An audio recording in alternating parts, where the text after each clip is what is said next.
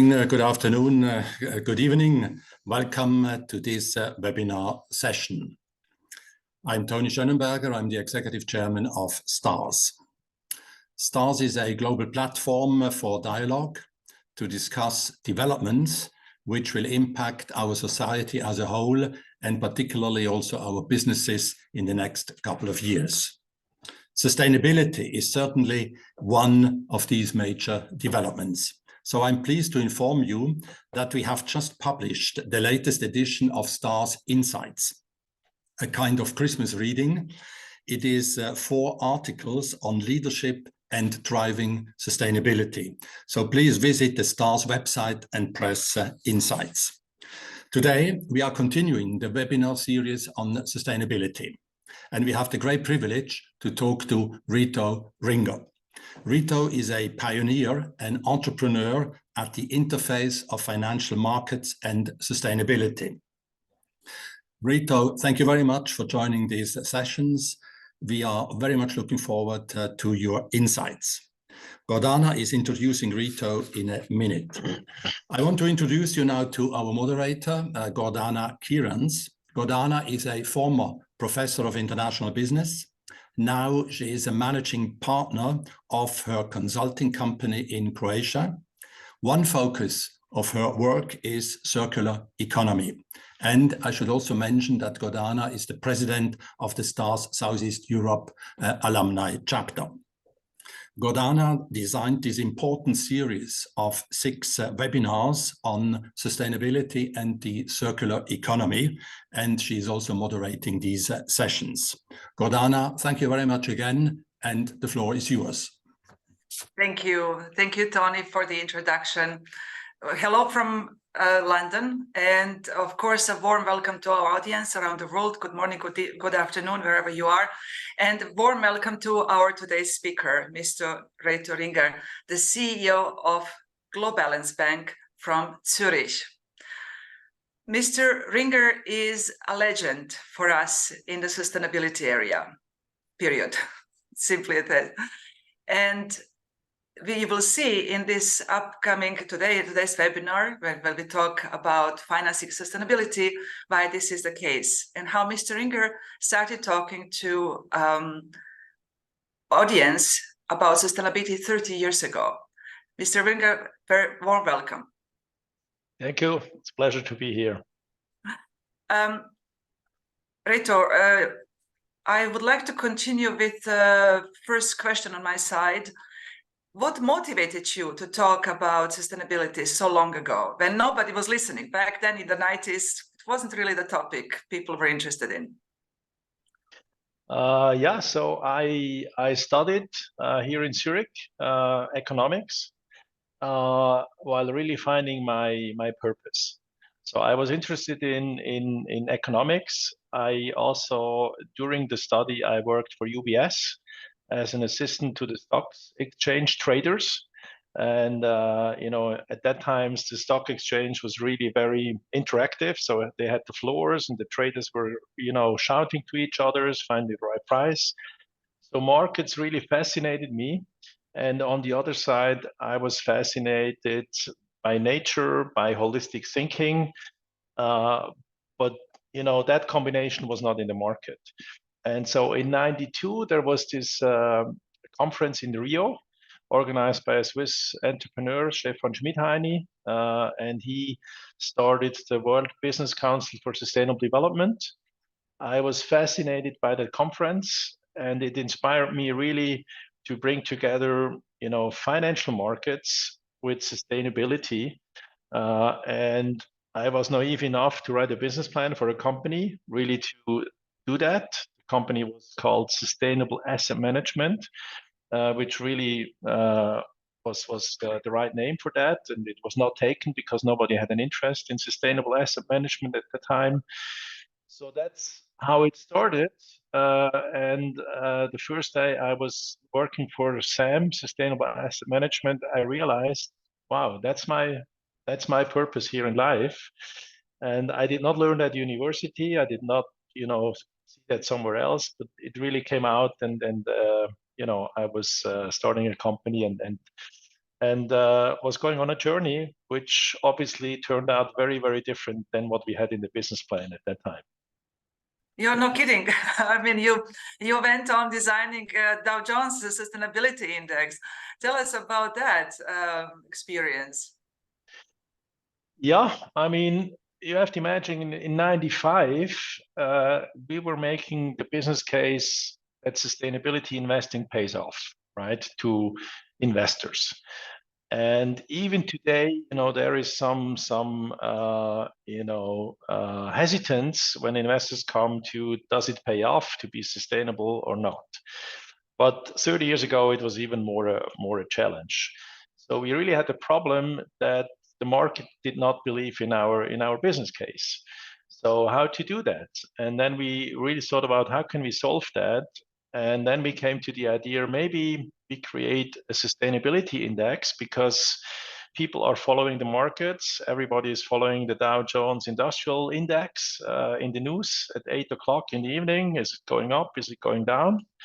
And so we thought, okay, let's do a sustainability index and demonstrate that this index, you know, will you know, keep same or even better returns than the traditional indices. So that was the main idea behind this index. And then, you know, we approached the best name in the field, which was Dow Jones at that time. But the first attempt was not successful. So, I mean, we had no success. And then we tried it through another door. And finally, in 97, they accepted to do a joint venture with us called the Dow Jones Sustainability Index. And I must say, the two gentlemen there at Dow Jones, they really deserve high credit because Dow Jones publishes the most capitalistic newspaper of the world, the Wall Street Journal. And in 97, they do a sustainability index with a very small Swiss company. So that's really, you know, astonishing. So we had them on board. And the problem started for us because we had no clue how to do a sustainability index, obviously. And we learned that Dow Jones had 68 different sectors: chemical, automotive, pharmaceutical, software, and so on. So we had to do different approaches, different questionnaires for the sectors. We could not send the same questionnaires to ABB or to McDonald's. So that really, okay, we were only 10 people at that time. And so we had to find our way, but it was really a very interesting development. We also learned that we were too far ahead. So we were asking a company like ABB in 97, what are your carbon emissions? And they simply did not have those data. So we really had to make sure that we were not too far ahead because we needed obviously the data. And it was interesting, out of this initiative 30 years ago, became one of the largest ESG data suppliers in the meantime. This team was sold to S&P, and now they do ESG ratings. So we really gathered a lot of data about sustainability of companies, and I think that was really interesting. That's truly fascinating. Now, almost 30 years later, lots of leaders within the STARS network still face these challenges when they talk to their supervisors in some parts of the world, because we just see the immediate, how much does it cost me? We'll talk about that in just a moment. I forgot to mention the audience, those of you who have been with us in this webinar series from the beginning, you know, you can ask the questions. Your questions are very welcome. I have the window open in front of me here, and I can see when you ask a question in the Q&A session below. So as soon as your questions come in, I will read them to Mr. Ringer. And so please feel free. And of course, those of you who haven't attended before, please feel free to formulate your questions. We only have 20 more minutes. So, continuing after your Dow Jones Sustainability Index, which was an incredible accomplishment, you started with the current company under a different name, Globalance Bank. Tell us about Globalance Bank and your work today. Yeah, so I mean, we sold the previous company, Sam Sustainable Asset Management, to a Dutch bank, Robeco. Yeah. So we had a lot of cash in the bank accounts, and still, you know, the ambition to change the world in the financial markets. So we had the vision to start a bank that was 100% focused on sustainable investing, a bit like Tesla for the electric cars, just doing electric, and we're just doing sustainable investing with the bank. And the bank was geared to private individuals, to foundations, and to families. The previous company was focused on pension funds, institutional investors, and now the bank was geared to private investors. So we started that. It was pretty naive from us to believe that there is enough demand for that, because still, you know, that was in 2010. But it took us a bit longer than what we had planned in the business plan, and it was very interesting. I was starting Sam at the age of 26, and then I was starting a bank at the age of 46, so 20 years later. And it's really, the difference is you lose your naivety, and that's a bit dangerous if you become too rational. Because as an entrepreneur, you should also have some kind of really just let's do that. And so I really had to find again people that, you know, were part of that journey. And now I think the bank is very well positioned. We have a community of clients that really would like to have a market-based return, but also really a portfolio that dedicates or that has a positive contribution to sustainability. We are active now in Europe, and we just started a fintech coming out of the bank, really trying to digitize sustainable investing in another way. Fascinating. Another interesting thing that you do is the Globalance World Map, Globalance World, a digital map, and your clients can see how future fit and sustainable their portfolio is. But what's interesting, this has more impact, and it's very interesting actually for our STARS audience, for the corporate audience. Why is that relevant for the STARS network? Yeah. You mentioned pension. The Globalance World is used now by lots of institutions, and of course they have a direct impact. They have a direct impact on financing sustainability activities within companies. Yeah.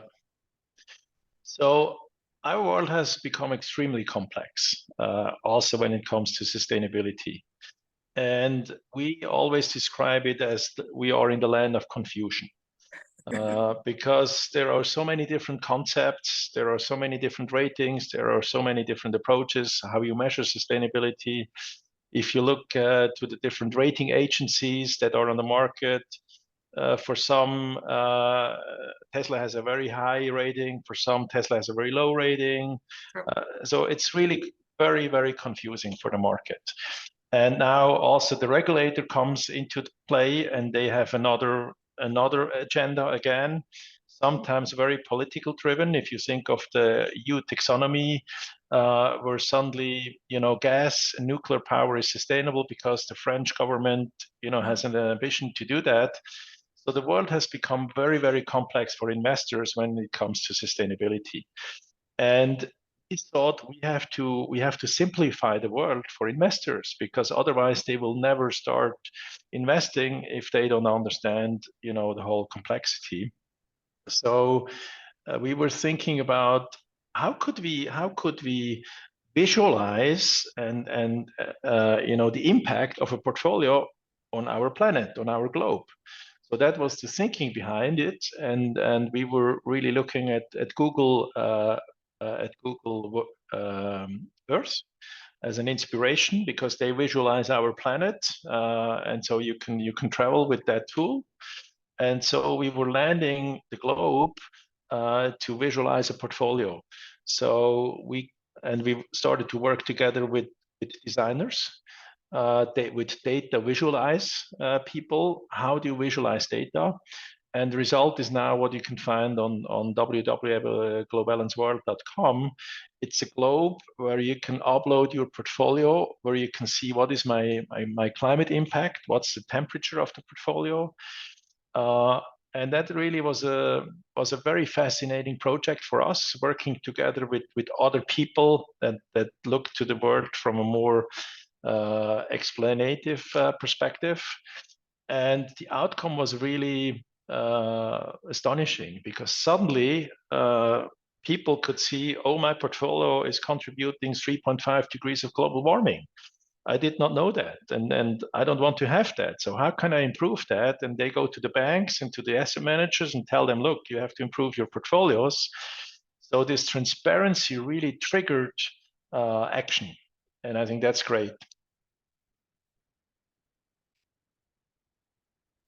That's awesome work, definitely. One of the topics that we were discussing in our previous conversation was the circularity, because I'm here in London to give some training on circular economy. And of course, the circularity is one of our solutions towards a more sustainable world, but it's not without challenges, as anything in life, as you know. One of the challenges that we are facing in the area of circularity is when we introduce product as a service model to the market, especially when we go to banks to finance that model, because it's a shift that has to be financed first. Companies are faced with questions of, what is your revenue?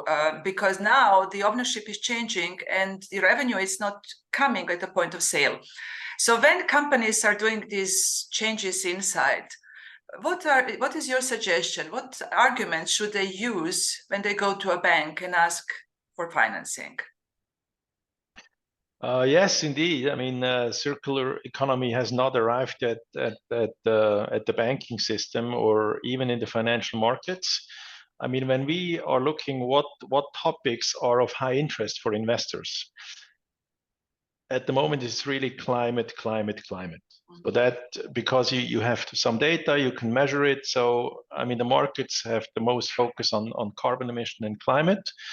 I think next on the agenda is biodiversity, which is very, very difficult to measure on a financial impact side, and maybe then there's the topic of circular economy. So I think it's a difficult start, because it's not on the very top of the agenda of let's say banks or investors or financiers. So I think it really would help, and you have to go through the learning curve with the banks. So they're not there yet. So you really have to make the business case. What is the financial impact of those solutions? What are the cost impacts over time? I think you really have to try very hard to come up with very rational and financial related dimensions when you approach the banks. But as they are not there yet, really to understand the full benefits of a circular economy, I think it's very important to come up with the business cases from a financial perspective, and to also find those business cases that they can learn from that. So you have to talk in their language if you want to convince them for an investment. And I think technology might help in that respect, because it will help on transparency also on the value chains. Maybe also on the credibility side with blockchain technology that might also help in the circular economy to let's say certify certain elements of the value chain. But I think it's important really to come up with very specific business cases that you can demonstrate to those investors. Mm-hmm. Interesting, because a few investors I talked about circularity in the last few months also talk about impact. So if they have to choose between two similar companies, they will choose the one with a bigger impact, positive impact, of course, on on the environment, on the sustainability, on the world in which we live. But now we have companies have to be future oriented. They have to show impact. They have to show business case. They have to show, that they can continue to keep their license to operate. You have a lot of experience in persistence, in determination, in patience. So which of these are the most important ones for companies that are changing right now? I think there's a lot of noise around that topic in the market. There's a lot of skepticism also from people that are following that. Greenwashing is just one topic on that. So, and you see the big difference between the United States and Europe. So in the United States, the term ESG is really, that's a challenge, right? In Europe, it's different, right? Here it's still alive, and the regulator is really also pushing forward, whereas in the United States it's very different. So I think what would be very, very important in such an environment is really to show your ambition. What's your ambition? And to be very transparent on your achievements. So and that's not the case today. So maybe you see the ambition. So companies are claiming we're net zero by 2040, whatever, but then they're not so transparent how far they are on the journey. So this transparency becomes really important also for the credibility of your initiatives. So I would say that's probably the most important element to really define an ambition, and then define the milestones and the KPIs, and then really communicate about that. Not only for investors, but also for the community and also for the employees. I mean, what we see now with younger people, they want to see the ambition of the company vis-a-vis the whole sustainable development agenda. And I think that's really important to measure and to be transparent where you stand, and about the successes and the failures as well. That's a very good point. Yeah, a very good point. Again, to our audience, we have 5 more minutes. So if you have a question for Reto, please write it in Q&A session. What I also observe is we have kind of 2 major trends. One of them is AI, and the other one is circularity, climate, tech, whatever. Kind of people are throwing it into one umbrella. And I observed that companies are presenting themselves as circular companies. And when you look closer, they actually are not, because it's waste management in a certain sense, but it's not a true circularity. So do you observe something similar among companies, because there's a competition for attention, for investments? And how to sort, there's a beautiful expression in German, Spreu von Weizen trennen, to separate the wheat from the rest. What are your suggestions? Suggestions with respect to how you can distinguish, or? Yes, when everybody's shouting, I'm circular, I'm circular, how do you recognize that's actually circular washing? Yeah, I think this is a journey what we're on, right? I mean, we have now COP28. Yes. So since 28 years, we're meeting and we're not really making substantial progress, because this is the journey. And also, the inclusion now of circular economy is a journey. So you should not lose people on that journey. So again, I think it's really important to be transparent. What do we want to achieve? What do we do? Why does it make sense? Where do we stand? What is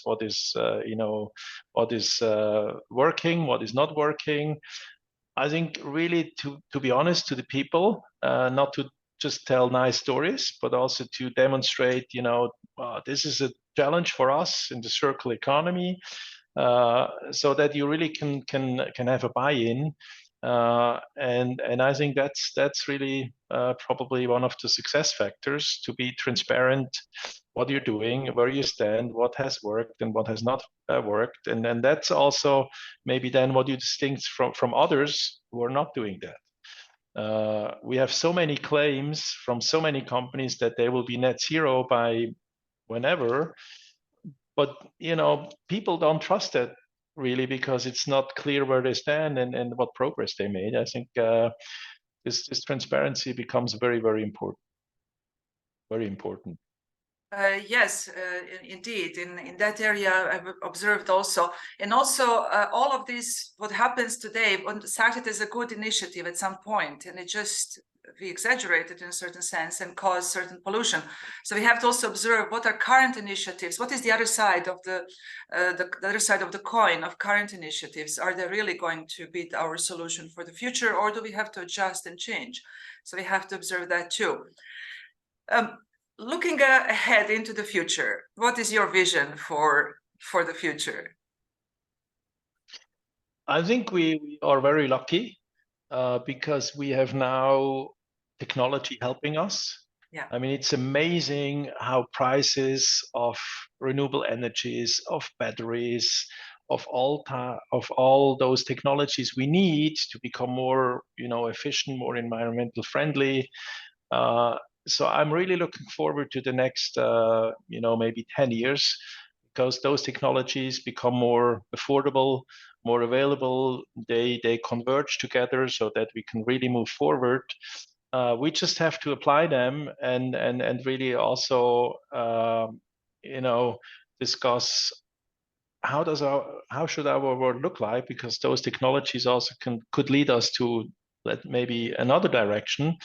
So I think technology is really helping us, but on the other side, we also have to have a plan. How should our world look like in 10, 20 years with all those new possibilities that we have. So I'm pretty exciting and positive with all the challenges that we still have. Yeah, it's one has the impression that humanity is coming together to resolve these things. Yeah, we are at the brink of something very special. Yeah, true. Your work, of course, is, as Tony mentioned at the beginning, and as our audience can see from your answers, has been extraordinary. Where can our viewers find you, get in touch with you? How can they reach out to you?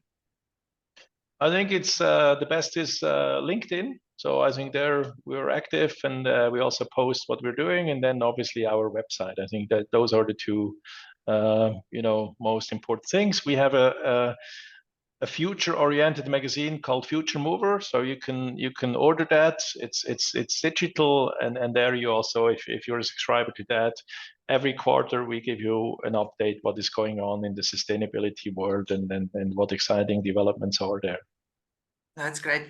We do have one question. In speaking of ESGs, you implied Europe is well motivated over it, but not the US. What do you mean when you say US is different? I mean, in the US, the whole ESG development has become very political. Mm-hmm. So it's, the whole ESG topic came on the ground of really a very political, the tension that is in the United States, the tension between the Republicans and the Democrats. And so this topic of ESG have become very politicized, which is less the case in Europe. So that's one difference, that it's really on the political agenda in the United States, whereas it's less so in Europe, where it's more a business case. And then the other thing is really the approach to the whole sustainability agenda. In the United States, you have somebody like Bill Gates. Bill Gates is a very successful entrepreneur, but when it comes to sustainability, he has his philanthropy. So he keeps it out of business. So one side is business and the other side is philanthropy. And in Europe, you have a much more holistic thinking, that you think, okay, we as a company, we also should be part of the solution. and not just, you know, go for profit, but really also include, you know, other stakeholders. So that's more the cultural difference between the United States and Europe that comes on top of the political dimension. Awesome. Yeah, it's there are also articles written about that, the pushback in the US against the ESGs. Yeah, we are at the end of our time. I don't see more questions in our Q&A. Reto, thank you so much for joining us today for this conversation. Always a pleasure talking to you, always an inspiration, and look forward to our next conversation, whenever that might be. Thank you very much. Thank you. And all the best. Thank you. And thank you, audience, for joining us today.